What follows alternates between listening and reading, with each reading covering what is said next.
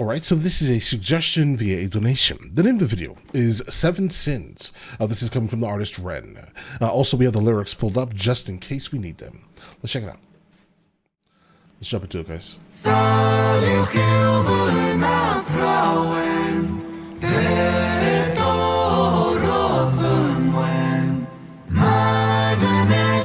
I mean, listen, I love the harmonies. No idea what you're saying.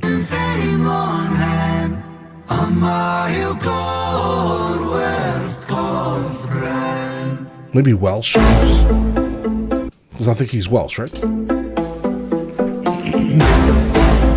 Guys, I love these, like, horn hits.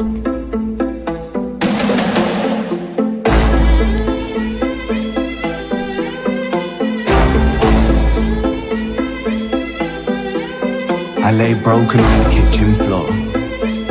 I clawed at the laminate. Pain wandered my body, an uninvited guest. Bones of a home where the devil could rest. I cursed the gods, cursed my messiah, cursed my maker. I cursed all of creation. There I lay, feeble and thin. Sick boy, seven I say. Have you ever felt... All right, guys, really quickly. All right, so let's actually break down the spoken word aspect of it here, guys.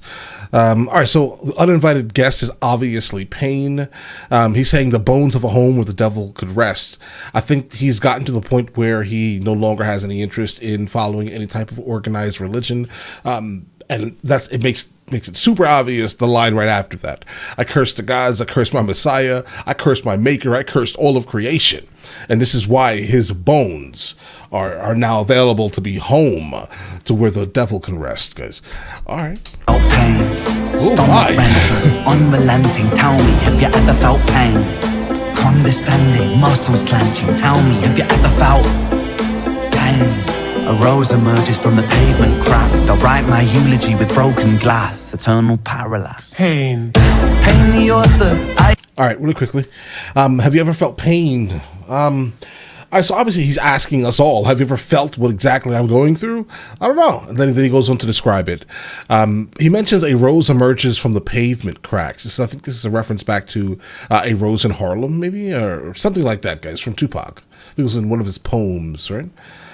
Eternal parallax. He's also now pointing out the fact that, because I mean, obviously he's went through a lot of these like Lyme disease related ailments, right? Like from being untreated, right?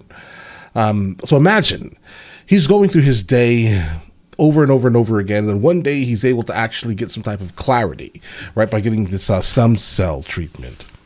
I think that is probably the direct reference to the rose specifically that's coming through the hard, harsh environment of pain.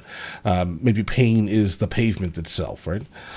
So now imagine you have one thing beautiful coming out of this rough, rugged, terrible terrain, right? And also at the same time, this is referencing the eternal parallax also, I think, where he's able to kind of go through life in one way, seeing things the same, then all of a sudden there's a slight change, that rose emerges, and then now you are still doing the same thing, but you're seeing or looking at life completely different from what you were doing before, bro. I mean, all right, let's get it. Accept this. Pain the teacher, bruised apprentice. Pain resisting, pain will come. Pain the mother, I'm the son. Pain that splits you, too many hits you. The dark and the light will converge to one. Pain that... Okay. I keep stopping, guys. There's a lot to kind of take in here. Pain is the mother. I'm the son. If pain is your mother and you're the son of pain, what is all that you know? Pain. So, of course, he would be the first person probably to be like, listen, I have no interest in your religion. You can't come to me and talk about this, bro. Why? Right? Because if this being made me and my life is pain, then the opposite is probably a better option, obviously, right? But I don't think he cares about that neither, because again, he just says the dark and the light are converged to one. They're the same thing to him. He doesn't care about that nonsense. Why are you talking to him about this, bro? Right? Because again, he is the son of pain. Twist you, the heavens dismiss you, the Father, the Ghost, and the Holy Son. Body bagging me. Zip it up quick, get their things on B. I search for peace in the belly of a beast. Belly of the Beast is a reference back to most likely Animal Flow, body bagging me. He has a lot of lyrics that are based around like his own specific demise. I'm guessing this is calling back to when he was like at the peak of his undiagnosed Lyme disease, right? Because again, guys, if you know anything about the very specific disease, untreated or undiagnosed is crazy, bro. Right? Like, think about all of the stuff he had to go through. Like, a lot of the things that he went through would display as other things to doctors. I am telling you, right? And so that was probably the whole issue the entire time, because by the time he probably got to the first doctor, he was probably a year or two in, most likely, into that very specific thing. So then he was displaying to all types of doctors as probably completely crazy, right? Like, think of all the tags, the tags you can put to someone, and you will probably find out that they were put on him, right? Because of this thing, right? Then obviously at the same time, belly of the beast. The beast would be referencing obviously Satan. Of the beast would be the same thing, but different, like Greek numerical numbers. You have the difference of 666 and 616. Of the beast being 616, and the beast specifically being 666. Boy, sick boy, onomatopoeia. Running up a fever, following a leader. Wanna be me, huh? Grass isn't greener. Bright like seizure, dynamite. Right. You want to be him? Don't think that your life is better than his. And guys, so like my career outside of all of this, I've been a professional photographer for a little over 2 decades now, multiple continents, and dealing with like some of the more famous people in a lot of these countries, right? I can tell you right now, whatever you think a famous person is, or someone who has any type of fame or notoriety, they're pretty normal, and you probably don't want their life. I'm telling you, you probably just don't want that existence. I think you see the money in it, or most people would see the money aspect of it and be like, yeah, that's great. It's great, but they can't go in public. They can't go to the grocery store. Can you imagine when you can no longer go to the grocery store, or you have to call the grocery store before you even go because you're going to now cause somewhat of a riot everywhere you go, and you're going to be blamed for it. So keep that in mind, bro. The grass is not always greener on the other side, specifically when you refer to like parasocial relationships created by kind of hero worship or celebrity worship. That makes any sense. Dealer, dine at the table of the coroner, eat top 13 years and I've been feeling so stark. Lucky number 13, just my luck. Empires tumble, rubble and dust. The universe shrinks and the planets combust. In God we trust. God tied a noose to his neck and he walked to the edge and he jumped. Angels wept, I bear witness, watching the whole thing unfold from my bed. A bed where I never deep rest, a bed where I'm always depressed. A bed with the human oppressed, a bed for a tomb where I slept. A bed in the room that's a womb for this man. Sick boy, bitten by a tick boy. Tell me how it feels to be buried while you breathe. Stones and sticks boy, pain is a gift boy. Hard to make a stand when you crawl on your knees and I kneel. I kneel at the altar of my own disease and I beg the sky for mercy. Mercy never came. Life did me dirty, 33 and hurting, cursing. Jesus died at 30. Alright, so we definitely just created a different whole music change here. It looks like we're actually jumping into like what sounds like UK drill now, in terms of the overall styling of the piece of production that he is rapping over. Boy, pain is a gift, boy. Hard to make a stand when you crawl on your knees and I kneel. I kneel at the altar of my own disease and I beg the sky for mercy. Mercy never came. Life did me dirty, 33 and hurting. Yeah, I beg the sky for mercy. You did me dirty. Wow. It never came. Mercy never came. This is why he's the way he is, guys. All he's doing right now is basically reiterating why he has no interest in partaking in any type of organized religion, guys. All right, let's get it. I beg the sky for mercy. Mercy never came. Life did me dirty, 33 and hurting, cursing. Jesus died at 33 and still my sins are lurking. Gears are turning. That's a crazy correlation, bro. He's 33. He's thinking that he's about to lose his life. He then references the fact that Jesus Christ died at 33. And my sins are still lurking. Future stays uncertain, surgeon incision, murder ambition. Fear of the unknown preserves a religion. Denounced the gods when my body went missing. Wow. Yeah. Listen, the thing about this here is the fear of the unknown preserves a religion. That's every single religion on earth. Nothing's wrong with it, bro. Listen, if you want to live your life, in a religion, it's completely fine. I never had any issues with these things. I have read pretty much all the books of worship, for all the main major religions. I've read back to front, guys. I'm telling you. I can have a conversation with anyone regarding any basic religion from any religion that's massive or major. And what we always come down to is the same exact thing.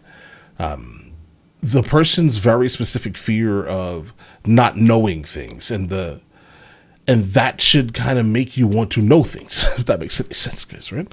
Like, there are certain questions that just cannot be answered. And I think that's and some of those super hard questions are ones that people just dwell on, and they're just like, listen, this is a question that needs to be answered, but don't worry about that question, bro, right?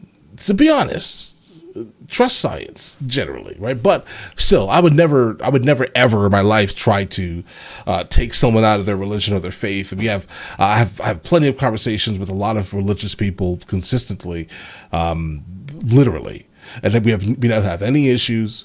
It's all good. Do your thing, but as long as you're open for overall dialogue, I'm good. Pain spray, ricochet like a Mac 10. Hot lead hit the bed that was trapped in. Red wing seraphim out of God's grace. Cried tears from heaven like Clapton. Stick pin. I hit the bed, I was trapped in red-winged seraphim. This is referring to Isaiah 6 in the Bible, guys. Red-winged seraphim, the seraphim were basically red-winged angels. And I think the reference he's making here is, I hit the bed, I was trapped in red-winged seraphim. So seraphim, red-winged angels, what they did basically to Isaiah was put coals directly onto his mouth. So I think he's comparing the pain that Isaiah would have felt in Isaiah 6 in the Bible to what he was going through. That's it. That's what he's saying here. And that's crazy. I can't imagine putting hot coals on my lip. Imagine you. Do it to yourself. No, wait. Don't do it to yourself. Absolutely not. Right? But just think about that mentally. Right? How crazy would that be? That's what he's comparing his pain to. Red-winged seraphim, that exact phraseology is going to be found in, again, Isaiah 6, about the story about putting coals on your lips. Trapped in red wing seraphim out of God's grace. Cried tears from heaven like Clapton. Stick pins in the voodoo Hendrix. Thick skin, stay humble Kendrick. Stay skeptic, check the biometrics. Blood All right, obviously, Tears in Heavens by Clapton, Voodoo by Jimi Hendrix, and Humble by Kendrick Lamar. And crime scene forensic. Lights on, lights out. Fade into the background. So down. Running from the silhouette of self-doubt. By now. Really should have figured this shit out. Lights on, lights out. Smackdown. Let it be. Quote John Lennon. Click clack, John got shot for attention. What did I tell you about the good of intentions? Bitterness formed in a storm of aggression. Prophets get dropped, imagining heaven. Martin Luther, Mahatma, or dead. 6-6 followed by 6 and 7. Build them, praise them, bury them, dead. I was born to be hard. Whoa. Martin Luther, I think. Well, there have definitely been a couple of Martin Luthers, but I think if he's mentioning Mahatma Gandhi, then it's going to be obviously Martin Luther King. They're kind of close in proximity and ideology, except for one didn't like children. The next thing is, I did not mean to. I apologize for saying that. Okay, but either way, right? They were definitely both. Deadened. That's a nice way to say it, bro. I guess, Then the 6-6 followed by 6 and 7. He mentioned the number 13 a little bit earlier. Lucky number 13. 6 and 7 equal 13, obviously. And this is a reference to 666. The word beast in ancient Greek. Half a man with half a chance. My heart isn't half righteous. Half is down and half a gram. Half those troubles and thoughts stay darker than a Uruk-hai master plan. Sharper than glass shards. Thoughts stay darker than Uruk-hai's master plan. Uruk-hai as an Uruk-hai orcs from Lord of the Rings. I think Suleiman said Suriman created them or something like that, guys. Hard those troubles and thoughts stay darker than a Uruk-hai master plan. Sharper than glass shards, splinter and cinnamon. Irony could kill a man. Pain makes money when the music lands. Expand, pay me my cheese, rain down parmesan. Right. Pain makes money when the music lands. Expand. Pay me my cheese. Rain down Parmesan. I think he likes cheese, guys. All right, because we definitely get a lot of cheese references in his music here, guys. But the main point here is absolutely, if you can find a niche overall that a lot of people could possibly be going through, or they can attach themselves to, then you will always make large quantities of money. And I think in this line here, he's playing on that. He's saying that blatantly. Listen, I went through this. I tell my story. Other people can relate. So now pain makes money. My pain now makes money. every time the music gets uploaded, when the music lands, right? Pay me my cheese. Rain down Parmesan. More cheese. Yeah, because, Parmesan, shredded cheese. Preferably Parmesan Romano, but either way. Followed by seven whole sins for a self-made Armageddon. Sin 1, pride. Pride makes a man kill a man for his ego to survive. Sin 2, lust makes the grass look greener. Crucifies trust. Sin 3, right. Gluttony. Humans consume and consume. Planet Earth gets a frontal lobotomy. 4, sloth. Rinse and repeat. Reruns, repeat. Time lost. Sin 5, envy. That's when one man's win is another man's frenzy. Sin 6, wrath, rage, vengeance, killers, psychopath. Sin 7, greed. Greed plants a seed that will destroy us all if we succumb to greed. If we take what we need and take more than we need, then our oceans will bleed. Still we feed and we feed and we sleep and repeat. Then we exile the shepherds and follow the sheep. We inherit the meat. We exile the shepherds and follow the sheep. Ren, for you to be saying all these things about you leaving religion, or you have decided to leave religion, I guess you're kind of like a lot of people that are kind of in your very specific position. A lot of people think that when someone doesn't have any type of affinity towards like Christianity or any type of other religions, they think that they're, I don't know, ignorant, right? They're like, I need to save you. Bro, watch your mouth, okay? Like, listen, we get it. I think a lot of people that have gone completely away from religion in general know way too much about religion. I think that's the problem. The problem lies in you being too well read on said religion. Because I think once you read a lot regarding any of the religions, you start to realize that, yeah, I don't know, bro, that may not be it. But the way he speaks about it, right? It tells me that he's extremely educated on the topic, and I respect that. Like, do not be like an ignorant person saying, "Oh, I don't like religion because my feelings are hurt," right? He seems to know a lot, but also he's obviously correlating the fact that his pain itself. How can there be a God when God created me, my maker, my Messiah? Right, is what he said earlier. How can there be a God when God put me in this position? Right? Why me type of thing, right? And that was obviously his turning point, I think, right? This world that we bruise and we beat, we inherit this vanity, so cause of creeds, inherit the liars, the murderous thieves, one sin for every one day of the week. One sin for every one day of the week. Yeah, 7 sins, 7 days, right? In this reference here. But also at the same time, it almost feels like this could be kind of like a double entendre. One sin for everyone. We're living currently in the day of the week. Guys, respect. Listen, fire, no complaints. None. This is common, typical Ren, right? Extremely packed verses of like gorgeous lyricism and double entendres and at times triple entendres and references to things that seem to be obscure slightly. But guys, I love this. This is like a sport, guys. Let's do more of this, guys. But all right, listen, you guys all have an absolutely amazing day. Enjoy your day thoroughly.